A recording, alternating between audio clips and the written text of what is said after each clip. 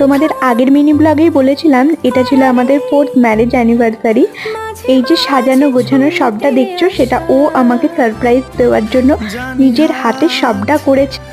তো এখানে সব রকম গিফট সাজানো ছিল। আমি তাড়াতাড়ি করে উঠে গিয়ে বসছি সেই জায়গাটায়। অনেক বেলুন ছড়ানো ছিল বলে বসতে একটু প্রথমে অসুবিধা হচ্ছিল, যাই হোক বসে পড়লাম। আর এদিকে মামনি, বাপি, দিদা সবাই চলে এসছে এই যে ফুলের তোড়া নিয়ে। এত সুন্দর করে সাজানো একটু ফটোশ্যুট না করলে হয়? তো প্রথমে আমি অনেকগুলো ফটোশ্যুট করে নিচ্ছিলাম। এবার সেই মুহূর্ত যেখানে আমরা কেক কাটবো। আমি সত্যি বলতে সকালেও ভাবতে পারিনি যে এত কিছু ওয়েট করছে আমার জন্য। তো আমার খুব খুব ভালো লেগেছে।